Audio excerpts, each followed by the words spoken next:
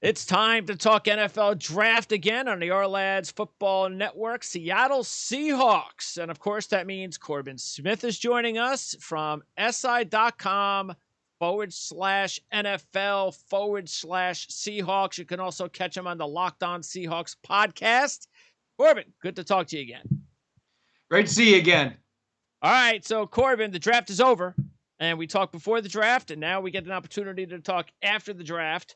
And lo and behold, not only does Seattle, and look, we talked about a couple of major needs. They needed to get some pass rushing, they help. They definitely needed offensive line help.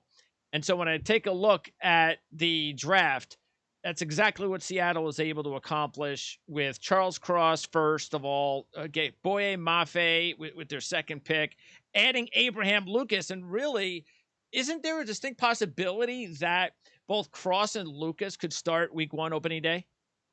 I think there's a really good chance. I think that it's a given that Charles Cross is going to be starting at left tackle. They're not going to be bringing Dwayne Brown back, and Stone Forsythe's the only other left tackle they have on the roster, and I don't see him pushing it all for playing time. Pete Carroll's going to say there's a competition going on, but there is not. Charles Cross is going to be your starter at left tackle. Now, the right tackle position, that one's more of a 50-50 proposition because they have a kid, Jake Curhan, that they signed undrafted out of California. He was a 4-year starter for the Golden Bears, but went undrafted because there was a heart issue that was found in the pre-draft process. I think otherwise he's an early day 3 pick. Okay. He started 5 games for him last year and played pretty well.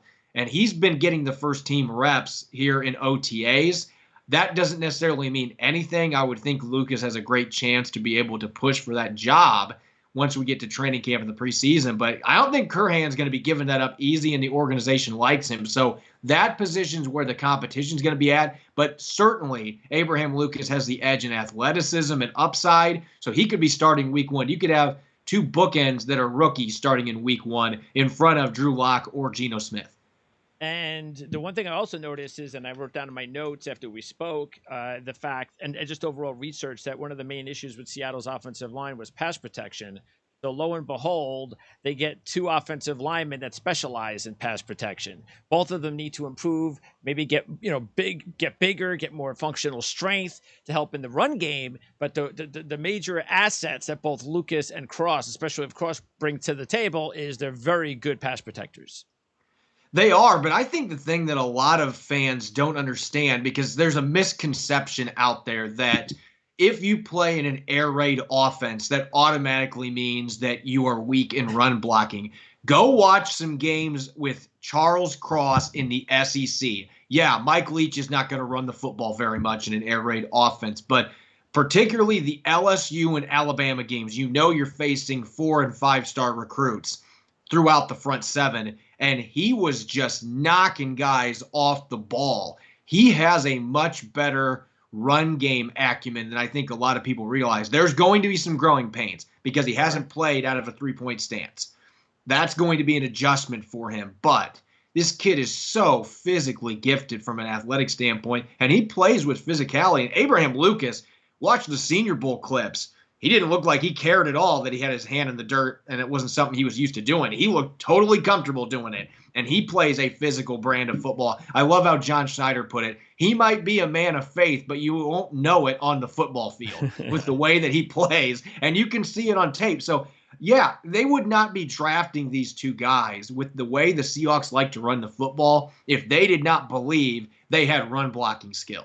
Great point. And I tell you what, before we move on, let's talk about the quarterback position, because even though this is mostly a draft recap type of report, it's such a big position in the NFL for every team. And I think most people assumed that Drew Lock would be the guy. And what they were forgetting was that Geno has more experience in the system. He's been around there. He actually played pretty well last season when he was called upon in relief of Russell Wilson.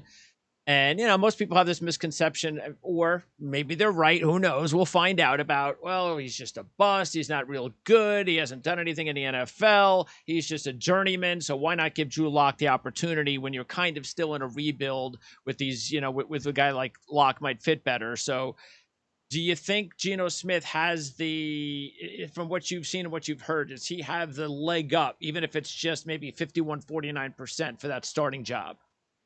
I do think that he has the edge right now. Now, I will say this, and I'm not going to base much off of OTA practices because they're not even playing 11 on 11. No. It's not real. Like Pete Carroll told us the other day, it's fake football. Yes. Not that there's not value. These practices still are important, particularly for a guy like Drew Lock that's trying to learn a new offense.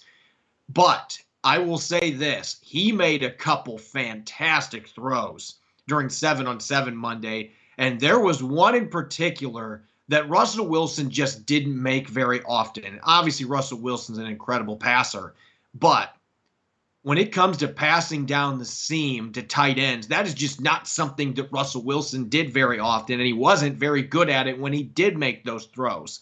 And Drew Lock made a perfect touch throw 25 yards down the field on a seam route, threaded it through 3 defenders to get the ball to Will Dissly. If he can make throws like that consistently and get rid of some of those, I call them Brett Favre throws. He loves to test his arm strength, and sometimes he plays with too much confidence in that regard. If you can tamper that back a little bit and still get some of the throws like the one I saw Monday out of this kid, he has the physical tools. That has never been denied. Yes. But he just hasn't been able to put it together, and he's had some rough circumstances in Denver too.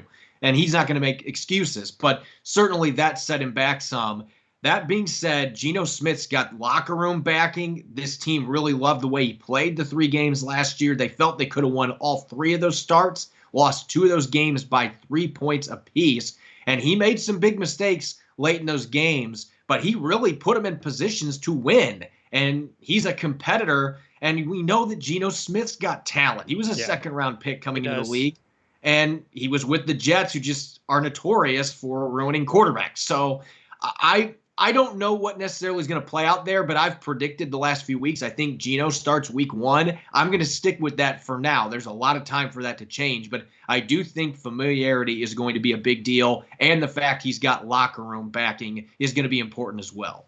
Yeah, as a Jet fan, you know, obviously you root for your own, and we were rooting. I mean, I hung to the belief that he could be a quarterback in the future for as long as I could as a fan. You know, Jet fans are fickle, and they'll turn on you quickly if you're not playing the right way. And Geno was a kind of aloof earlier in his career, a young kid, not very mature, and that did not help and go well in New York. That just was not good.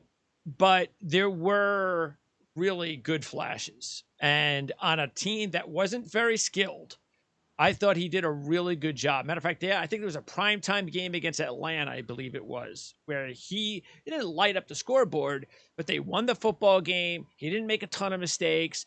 And there were other games early in his career where he just made some incredible throws where you're like, wow, this kid's really got some potential. But again, I just think that there was too many immature situations that just ruined him, combining with the bad coaching and the poor talent around him. He just couldn't get a fair shot in New York. So, and it's not like he really had a shot anywhere else. So now he's been a backup, obviously, you know, for so long, and he's been in pretty much these same systems for so long. The talent's there, and he's not over the hill. So I think if he gets a shot, who knows? I think what we saw last year in such a limited, role, maybe there's something there. Maybe he could resurrect his career for a few years. Well, he was a better third down passer than what Russell Wilson was last year by a very wide margin. He and DK Metcalf really lit it up in the 3 games, really 3.5 games that they played together. There really seems to be chemistry between those guys. And so that's the other reason I think Geno's got a really good chance to start in week 1. Your best target, and Tyler Lockett's phenomenal, but DK Metcalf to me is their best receiver and just wasn't maximized last year at times. He and Russ just weren't on the same page. Ugh. But the games that Geno played, he absolutely went off. 2 of his top receiving games were games that Geno Smith played quarterback for them. Why do you think that was? Was that just a matter of Geno just going to DK with Geno went in attack mode, Greg? I mean, Geno knew who his guy was, lofted it up to him. And when you get a receiver like that, sometimes you can make those jump ball That's throws. right. And he did, and he found success doing it. And he made some nice throws to Lockett, too, but it seemed like he especially had chemistry with DK Metcalf. And there were actually some grumblings when Russell Wilson first came back from his injury and didn't play well for 3 or 4 weeks. There were some grumblings that I was hearing about Metcalf wanting Geno Smith to play. And maybe that was just because they didn't think that Russell Wilson was healthy, but there was certainly tension there. If you were watching the games, you could see Metcalf. I don't know necessarily that he's a hothead, but he was acting like it at times, and you could understand why, because he'd be wide open and Wilson would either not get the ball to him or he'd air it out over him like 20 yards. Like, it just did not work last year between those two for whatever reason, and the injury certainly played a role in that. But he and Geno have really good chemistry. Again, that locker room chemistry presence, it's going to put Locke in a tougher spot. But Locke may be the more physically gifted guy. So if everything clicks, he could be your starter in week 1.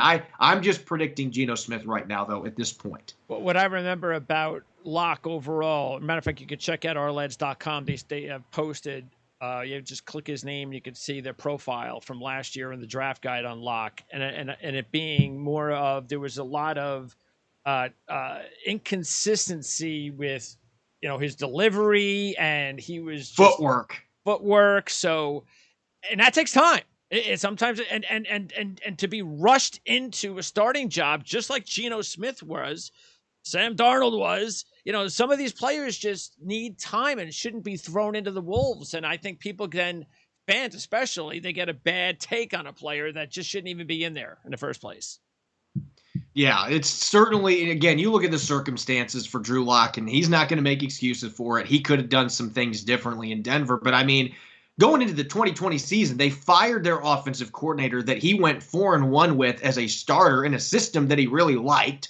And they brought in Pat Shurmur. That ended up being a nightmare. Those two just did not work well together. You've got COVID that hits. You've got 3 rookie receivers that he can't get reps with. Training camp wasn't normal.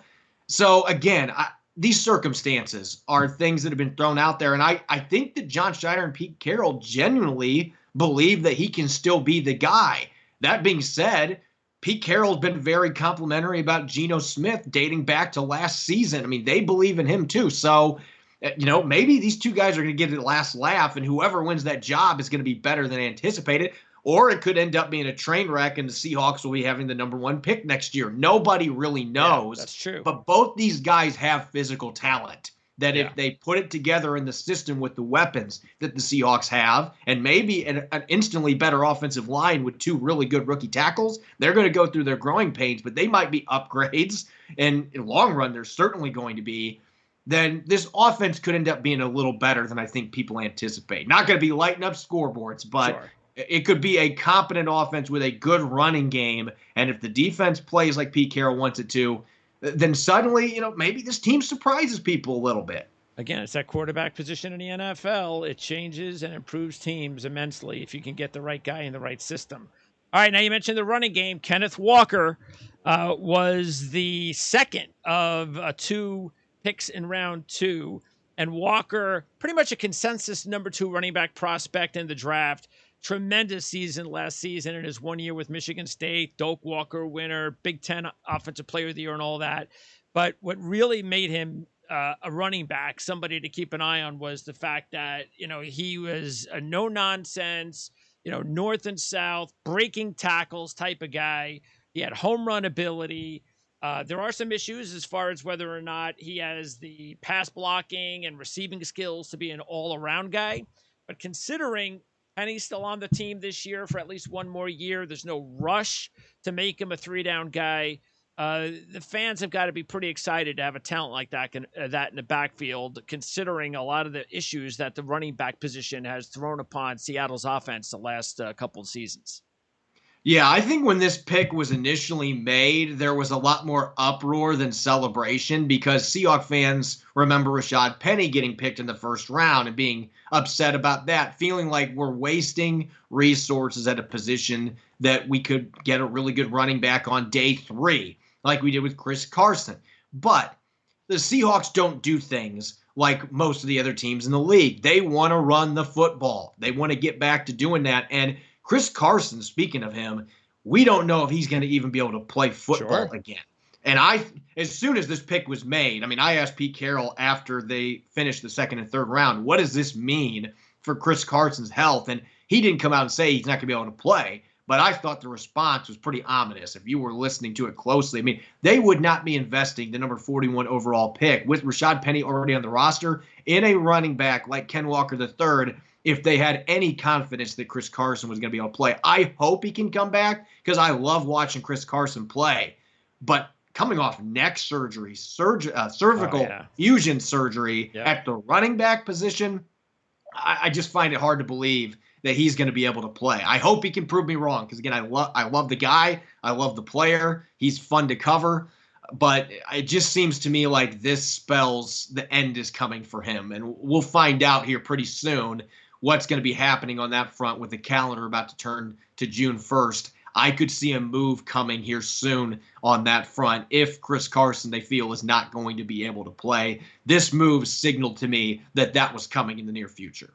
But Penny was so good finally at the end of the season last season that, and again, it's only 1 year. He's been good when he's been healthy. I mean, I think you and I talked about it last year. Yep. That this kid is dynamic. It's just been getting him healthy and keeping him healthy. Well, but what he did at the end of last season was just incredible. He was I don't know statistically, but I'm pretty sure he had to be one of the best, if not the best, running backs in the NFL over that short period of time. It was just amazing how good he was.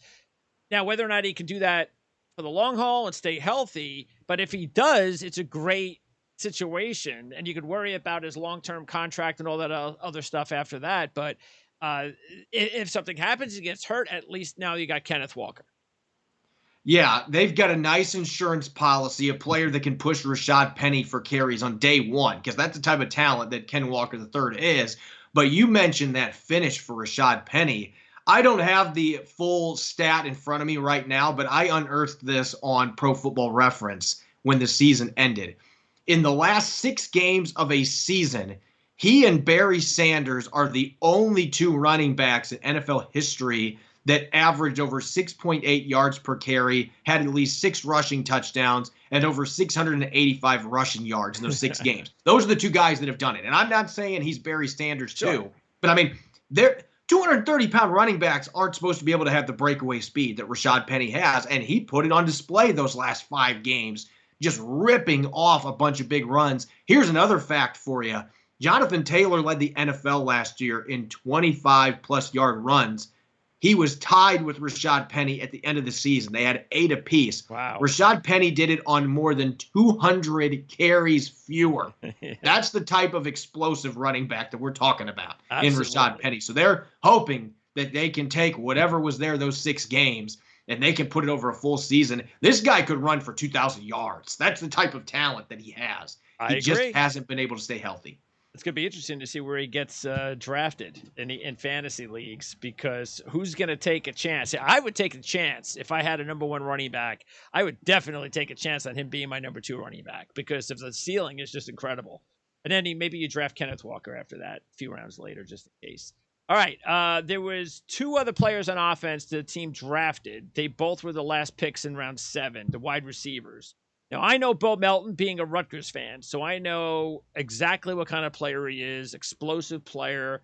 He could have been so much more productive had he not had one of the worst quarterback situations in all of FBS. So I was surprised he was available in round 7, especially after the combine time of 4.34. Shocked. But big advantage for Seattle to be able to get Melton in round 7. I don't know as much, of course, about the kid Young from, what is that, Division II football that he was playing? Lenore Ryan. Tell us about those 2 kids and what Seattle likes about them. It sounds like you know about as much as I do about Melton. I mean, I didn't get to watch a lot of Rutgers football. Yeah. I've obviously watched some games since they picked him, and I did get to see some of his snaps in the Senior Bowl. I don't always see that 4.34 speed on his game film. That's the one reservation that I have. Is I don't always see that elite speed. But part of it might just be look who I've got playing quarterback. What's the point? I'm not going to be creating the separation because we don't have anybody that can get the ball to me. Sure. You're not going to maybe have that issue. Even with Seattle's quarterback situation now, both Drew Lock and Geno Smith, especially Drew Lock, sometimes to a detriment, like he'll chuck the ball downfield. He's got the arm strength to do it. So I think that Melton could be a really fascinating player because of his positional versatility. He can play all over. You can move into the backfield. If D. Eskridge plays like they believe he can, though, it's going to be hard for Melton to get on the field. Now, Tariq Young, the other kid they drafted at 233 overall, that is the perfect 7th-round pick because this guy is just a freak. There have been 3 players in the combine since 2000 that have been 6'3" and over 220 pounds of the receiver position that have ran a 4.44 40, had a 37-inch or greater vertical jump, and had a sub 6.9 second short or 3-cone drill. Tariq Young would have been number 4 if he was at the combine. That's the kind of freak we're talking about. They call him Tariq the Freak for a reason. Now, he's coming from a Division II school, so the jump in competition is going to be the key here. How does he adjust? Now, what I've seen, he looks totally comfortable out there so far. You can see the speed. You can see the size. This guy is chiseled. You just don't see 7th-round picks that look like this guy at the receiver position. He's returned kicks. He's been a gunner on kick coverage. He's played all special teams. And he has ran the ball. He actually played running back his sophomore and junior year in college. So he's kind of got some Deebo Samuel to his game. I could see the Seahawks giving him some run in the backfield occasionally and seeing what he can do. So he's got to prove he can play up to the competition. He's had some durability issues, but that is a guy that is well worth a flyer in the 7th round with those type of physical traits at 6'3", 224 pounds. Those guys don't grow on trees. And who would they be battling with for playing time? Because Hart looked like he made some improvements last year, at least, from an outside perspective. Marquise Goodwin was signed. So what are the odds that if both of them play well, both Young and Melton, that they could both make the team? A lot of this goes with what happens with Marquise Goodwin. If he ends up making your football team, and you already have D. Eskridge and Freddie Swain. Swain doubled all of his numbers across the board last year, and he's been a pretty solid 6th-round pick for them. You obviously are not going to be getting rid of DK Metcalf or Tyler Lockett. This is a team that has consistently held 4 or 5 receivers on the roster, not 6. And with practice squad rules now, you can have up to 3 games now with players. They just announced that yesterday. So Seattle's looking at, there's such a saturation of the position. We think we can cut guys and get them onto our practice squad, and then we can just elevate them when we see fit. And so I think Penny Hart and Bo Melton are going to be battling for a spot. Tariq Young maybe is going to be in the mix there too. The thing that's an advantage for him, they don't really have another receiver that has great size aside from DK Metcalf. As I mentioned, Tariq Young has that. Bo Melton's skill set is pretty repetitive compared to D. Eskridge and to a lesser extent Freddie Swain.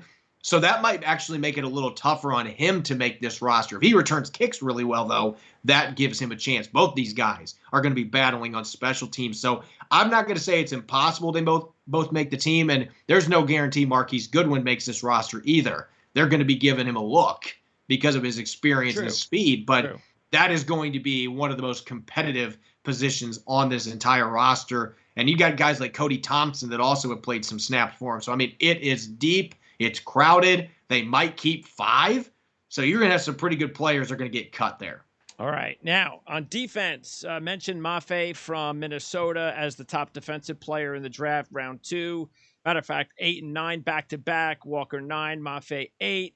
Mafe really came on last year. Only a 1-year starter, but there's no denying his ascending talents and how quick he is off the edge. So are we looking at, because I noticed also with Tariq Smith that they're both kind of, obviously Mafe much more talented, but they're both a lot more advanced and as a pass rusher.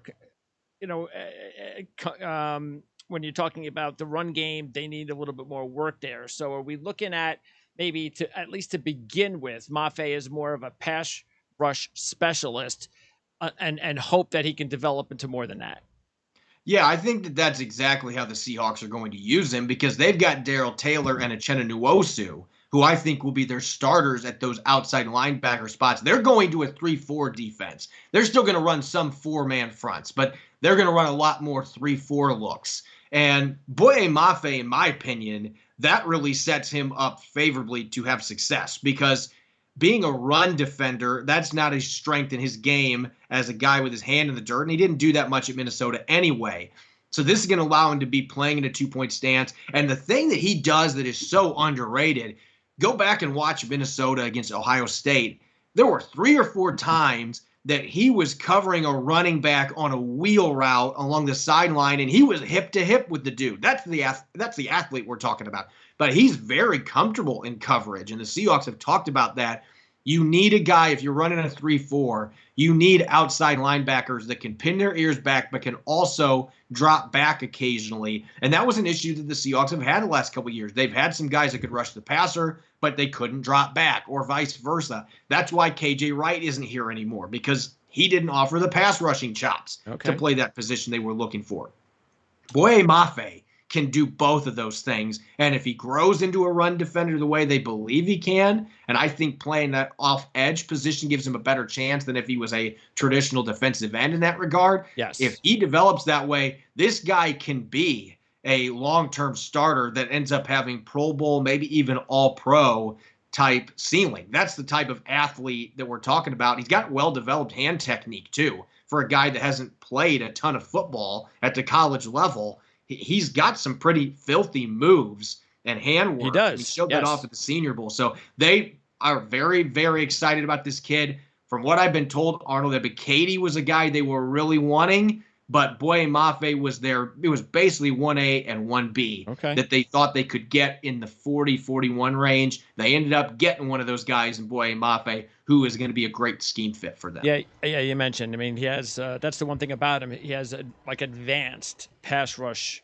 moves, which is rare, and it's such a deep class of edge rushers that if you needed to get edge rushers, you had to get one in this year's draft. So it was important that Seattle did that. But then, as I mentioned, in round 5, they added Smith, who again is more of a pass rusher than a run stopper. It's interesting that he doesn't have a whole bunch of big-time sack numbers, but still, if you take a look at the tape, you know he's constantly putting pressure on the offense. Whether that's a product of all the other talent around him or not, I guess we'll find out. That's why he was a 5th-round draft pick, or in part why he plays a nasty type of game. I'm sure that's appealing to a defensive coordinator. Talk about what they like about Tariq Smith and how he kind of fits in. First and foremost, they love the motor, and you can see that on his game tape. This guy is relentless.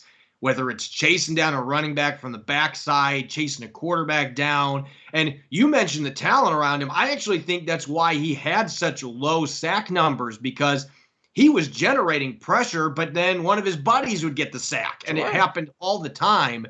Really, the durability question mark was my biggest thing for this kid coming into the NFL, because he's had nagging injuries throughout his time at Ohio State. He didn't get a lot of opportunities early in his career because think about who's in front of him. I mean, they had Bosa and they had Chase Young. I mean, we're not talking about slouches here. We're talking about top 3, top 4 draft picks that he was trying to compete for snaps against. So this is a kid that is not the athlete that Boye Mafe is. He ran a 4.86 40, so he doesn't have the elite burst, but he plays faster than that on tape. He's one of those guys that's got pad speed and pad tenacity.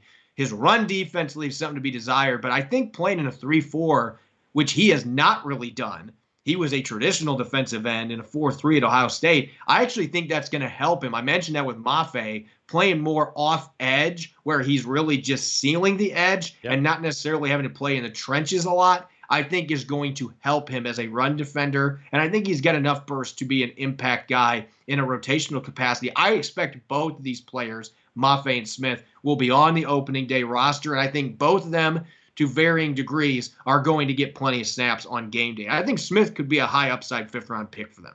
And we know how it was important for the team to add pass rushing, as we mentioned. So before we move on to the final two picks in the secondary, do you believe that they accomplished that as best as they could have in this offseason, I combined think they with the did a pretty players they darn already good have? job. When you consider the moves that they made, getting rid of Russell Wilson and Bobby Wagner, I mean, this was not a destination where players were lining up to True. sign in free Yeah. agency. But Uchenna Nwosu, he's kind of become a forgotten man already since Yeah. they signed him. I mean, John Schneider kind of bucked trends, and I wrote an article about this after the season ended. He needed to change how he handled free agency because they were signing guys in their early to mid 30s to 1 year contracts consistently. It's like, do what the Bengals did. Go sign some guys that are in their mid 20s that are still ascending players to multi-year contracts. And that's what they did with Uchenna Nwosu, who's 25. He had 40 pressures last year, according to Pro Football Focus. It was his first year as a starter, and he's a really athletic, physical player. And so I think that is maybe the shrewdest move that they made in free agency, adding a guy that's still an ascending young talent that is a perfect fit for a 3-4 scheme. You put him with Darrell Taylor, and now Boye Mafe, who was in my top 25 prospects going into this draft. So getting him at 40, I thought was a slam dunk. I was higher on him than a lot of other draft analysts were. But I think it's just a great fit for what Seattle's going to be doing from a 3-4 scheme. And those three guys with Tariq Smith and Alton Robinson, he's been solid at times his first 2 years, and I think he fits this 3-4 fairly well. You could have those five guys rotating, and this could end up being a pass rusher's murderer's row in this scheme. And so I'm excited to see how it plays out. Obviously, they have to go out and produce. Your young guys need to develop. Darrell Taylor needs to take that next step, which I think he's more than capable of being a double-digit sack guy. I think Nwosu can approach 8 to 10 sacks if you watch the Chargers tape last year. This is the perfect scheme for both of them. So I think, considering circumstances, they did pretty darn well adding free agent value in Nwosu, who's a young player still up and coming. Darrell Taylor going into his second season, really, is his third year, but he missed his whole rookie season. Sure. He's going to take a big step forward. You add Mafe and the other guys I mentioned. They've got a lot of options, and they've got a lot of athleticism off the edge to work with. All right, and then round out with those two corners, Kobe Bryant, Jim Thorpe winner in round 4, and then Tariq Woolen from Texas San Antonio. And interesting because Texas San Antonio had a huge year. It was career program type of season for that team. I followed them a lot because it was just a fun time watching a program like that turn things around. And Woolen was a big part of it on defense. But you're talking about a guy with 6'4", 205 size. He's long, lengthy, and he's got 4.26 speed. I mean, that just doesn't come along very often. So even though he wasn't like this perennial first team all conference player, those measurables, I mean, like I said, that's just really rare to find. And he seems like one of those players that'll probably end up a better pro than actually a college player. Yeah, I think that he is what Pete Carroll would dream of in his cornerback lab. Yeah. I mean, you're talking about, there's never been a guy like Tariq Woolen. You know, we hear freak athlete all the time. I think it's thrown around way too much, and I'm guilty of it. I mean, all these guys are freak athletes compared to the rest of the population, but 6'4", 205, 4.26, 40-plus inch vertical. I mean, he did things that we have never seen before. And obviously that doesn't mean he's a great football player. True. But there are plays in his film that just tantalize you. And then there's plays you're like, oh, God, that guy's not even draftable. But who better to land with than Pete Carroll, the godfather of defensive backs? And so, like, Pete Carroll just had to be jumping for joy in the draft room when they had a chance to get him in the 5th round. He is a project. He's not going to be ready to start on defense right away, but his ceiling is beyond the clouds. In this system with this coaching staff, the chances are there for him to be a phenomenal talent. I mean, I'm not kidding you. He could be one of those guys that just landing in the right place turns into an all-pro player. He could also be out of the league in 2 years. Sure. because he's very raw. Yep. Now, your other corner, Kobe Bryant, it's such a dynamic year. Yeah. You notice they doubled up at a bunch of positions, and it seemed like they were picking one guy that was younger, more high ceiling, and then they were picking another guy that was more refined. You saw that at the tackle spots with Cross and Lucas. At receiver, even with Melton and Tariq Young, you had a guy like Young that's jumping from D2 up to the NFL. Good points. Corner was the most stark because Kobe Bryant is not a great athlete at the corner position. His short shuttle time was in the 8th percentile. The Seahawks signed a free agent offensive lineman that was only 0.08 seconds slower in the short shuttle at 300 pounds than Kobe Bryant was. So he is not going to blow you away with his athletic testing numbers. But he is a ball hawk. 9 interceptions, 25 pass breakups over the last 3 years. The guy just gets his hands on the football. He makes up for his speed deficiency stuff with his instincts.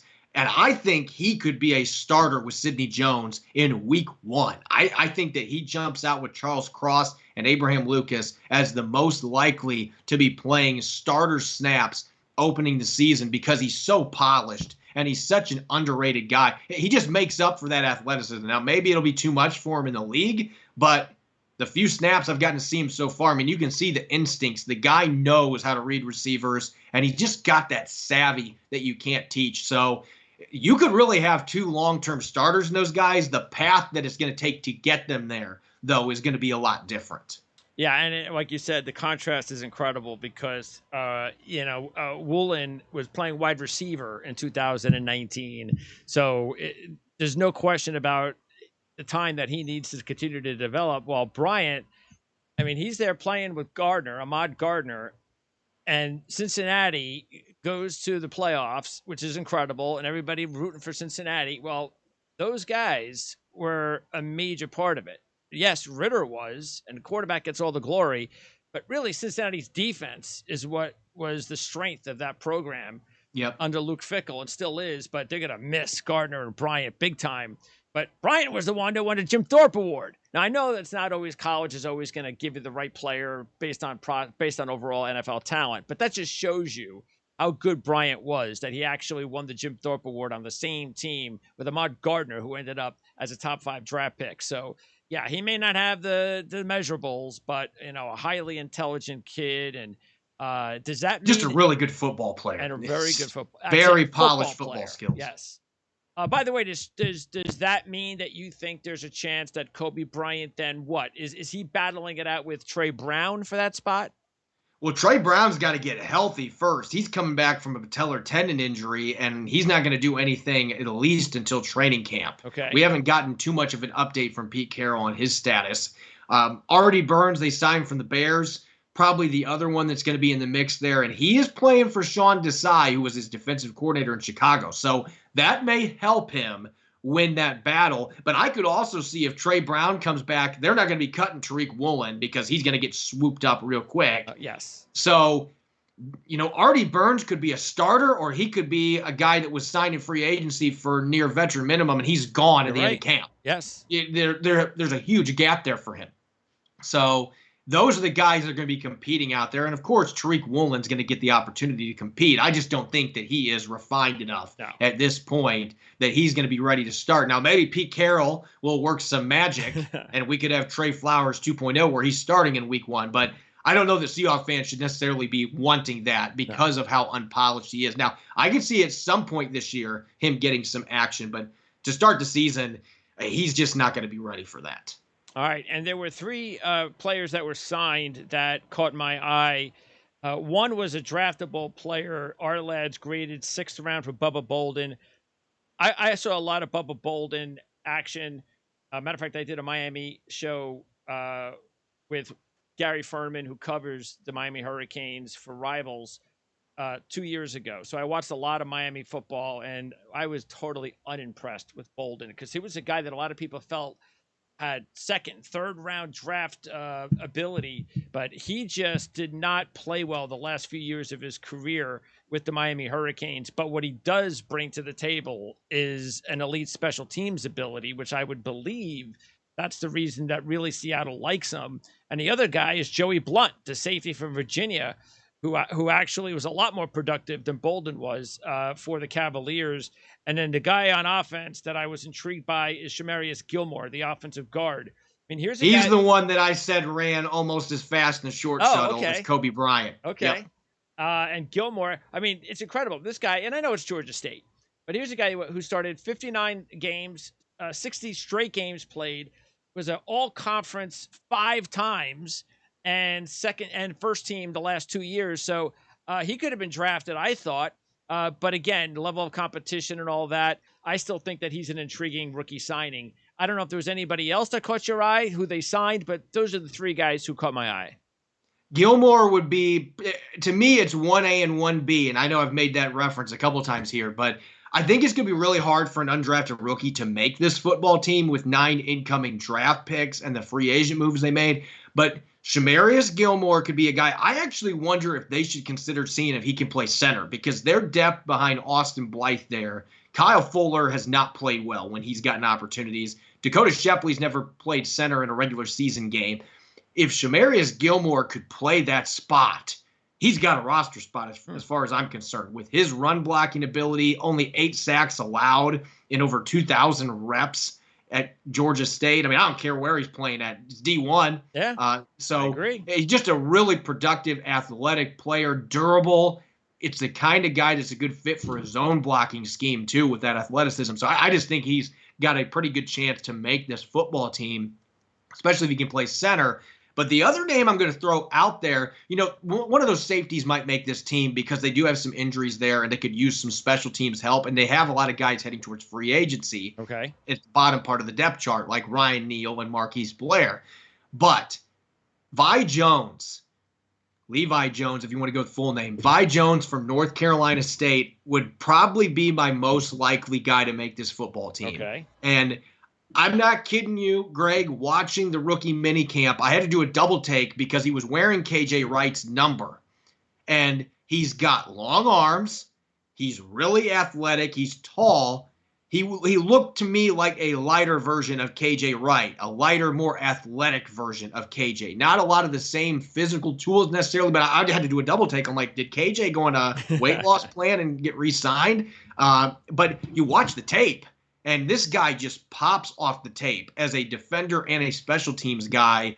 My co-host Rob Rang and I, a draft expert, one of the best in the business. I mean, Rob's just like, scouts should be losing their jobs. How did this guy not get drafted? How did he not get invited to the combine? I mean, he ran a 4.52 at North Carolina State's pro day, had, I believe, a 36-inch vertical, had a sub-7 second, 3 cut. I mean, his testing numbers were off the charts. Former 4-star recruit. Had 45 tackles, 6 sacks last year in the ACC.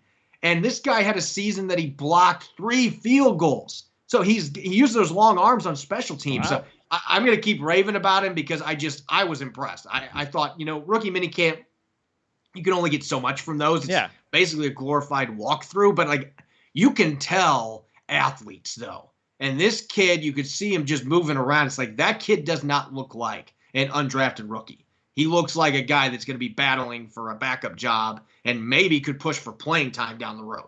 That's the kind of player that we're talking about. So him and Gilmore are the 2 that I have been most focused on, that I think in a year where it's going to be really tough for these guys to make this football team, those 2, the positions they play and the skills they bring, to me, have the best chance. All right, and then to wrap up, last year when we spoke after the draft, we talked about rookie free agents and who do we potentially think could make the team and so forth and so on. So now that we're a year later, are there any of those players from last year or even maybe mid-round rookies that didn't get an opportunity to play much, but you think for what you've seen, whether on the field or heard on the coaching staff or seen in practice, that they're ready to make a jump this season?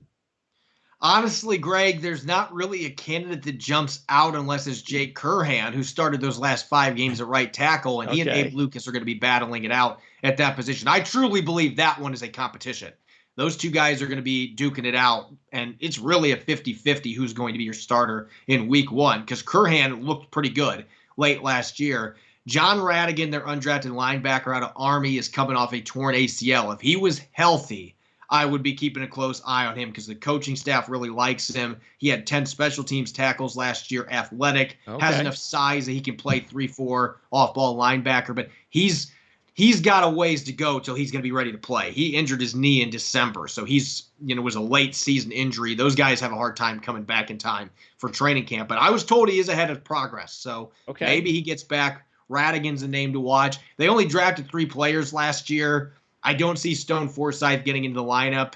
Trey Brown played well, but he's got to get healthy. And D. Eskridge had a concussion that cost him 7 games. So they're hoping that he can just stay healthy and show off his skills.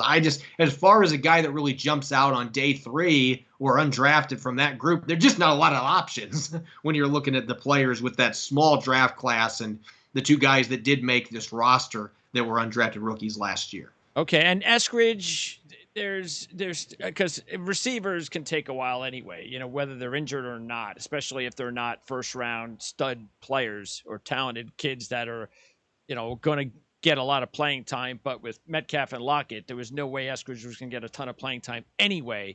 But is there still a lot of hope within the organization that he can still live up to, his second round standing and be a really big impact player for them? Oh, yeah, they're still very excited about his potential. I mean, the skills were on display when he was healthy last year. He had a couple big games late in the season where he scored his first touchdown against the 49ers, had a couple nice jet sweep runs late in the season. I mean, you can do a lot of different things with him. He's a true gadget player. He can break tackles after the catch, really strong lower body. The issue is that he has had some durability issues going back to college. Okay. He missed some games in college. He had the concussion last year. He missed time in training camp and OTAs with a sore toe. So, I mean, he's got to show that he can stay healthy and be on the field because he had issues learning the offense last year. There were a lot of plays in training camp where they were having to line him up before they snapped the ball. Like, that is never a good look. I have not seen that so far in the limited action we've seen him on the field. He had a nice catch from Geno Smith in Monday's OTA. So they still believe the talent's there. If he's more comfortable in the offense and he's healthy, he could be a guy that's really a factor. Again, whoever's playing quarterback, you can't complain about the weapons that the Seahawks have. No. They have as good of receivers and tight ends. I mean, Noah Fant, I still think can be really good. And Will Dissly, I think, can still be a solid receiver. Russell Wilson just forgot about him the last 2 years.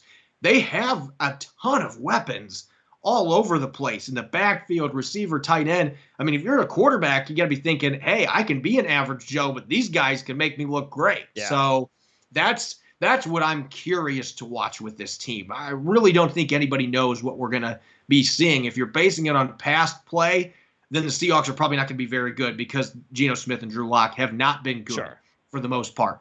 But with the talent that they've got and the running game they're hoping to have a better defense, again, this is a team that I think, maybe people are sleeping a little bit on them. They're not a playoff team, but I could see this being a team that week in, week out, nobody wants to play them because they're pesky. It's a tough division, and that's the biggest obstacle at this point in time when you don't have that quarterback not that San Francisco necessarily does, but they have some staying power that Seattle used to have until last season, but still it's a very tough division, and it's the NFL. And if the quarterbacks can take a big step, who knows what Seattle can accomplish. And I agree with you. Maybe they're not a playoff team, but there are 7 teams that make playoffs now. The AFC is a lot tougher now. A lot of the talent's over there. So maybe the 7th seed in the NFC, it might be open for a team that comes out of nowhere. Yeah, the NFC is just a lot weaker conference now, as you mentioned. So that's the one thing to keep in mind. And I said it earlier, if the quarterback situation blows up in their face, this team could be the worst team in the NFL. Yes, there's that too. But they have building blocks, yes, and they've got a very intriguing rookie class to go with players. I mean, I didn't even mention some of the defensive guys they've got coming back, like Jamal Adams, Quandre Diggs. They're excited about Jordan Brooks. Cody Barton, they think, can do a really good job filling in for Bobby Wagner. The pass rushers they've got. I mean, there are pieces in place on both sides of the ball, but the most important position is the one that's really up in the air. So if they can get decent quarterback play and the defense takes a big step forward with the new coordinator, they can stay healthy, then this team could be decent. I don't think that it's far-fetched to say that. A lot of fans out here, have been pulling for them to tank. If you think Pete Carroll's going to do that, I don't know who you've been following, but Pete Carroll does not want to lose football games. No. So this team will be coming out to win this year. Now, whether they do that very much, that remains to be seen. Yeah, and it'll be interesting because again, there are going to be teams that, if the teams that do not have a quarterback have quarterback issues, and are in the top 5 or even 10 of the NFL draft next year. There's going to be an all-out war to see who goes after the big prize. Because you imagine at least one, if not both, of those stud quarterbacks are coming out, and you got other quarterbacks that could have big years next year, whether it's Slovis or Rattler. I mean, it could be a really good year next year for a quarterback. So I'm high on the Kentucky quarterback. That's the one that maybe is not being talked about a lot, that I've watched tape that I'm thinking that guy in Seattle's offense would be pretty fun. But this is I could see 6 quarterbacks go in the top 10 next year. No joke. Wow. So we could go from one of the worst quarterback classes we've seen to one that's got 6 guys in the top 10 and rightfully in the top 10. Yeah. That's the kind of talent that could be coming out this next year. And we'll talk more about the state of Seattle and the roster at some point during training camp in the preseason. Get an opportunity to take a look at how the team is with pads on. Hopefully everybody stays healthy. We know how important that is. So I can't wait to talk to you again, Corbin, once we get that opportunity around the preseason. But you also, for Seattle Seahawks fans out there that are watching this broadcast, you have is it a daily podcast? Yeah, we're daily, 5 days a week. We have video casts too as well. So it's available on Apple Podcasts, Google Podcasts, Spotify, all the major platforms in audio form, and on YouTube. We stream 5 days a week. Corbin, great job as always. Thanks for hitting us up here for Seattle Seahawks football. Can't wait to talk to you again during the preseason. Sounds good. Talk to you then. Take care, Corbin.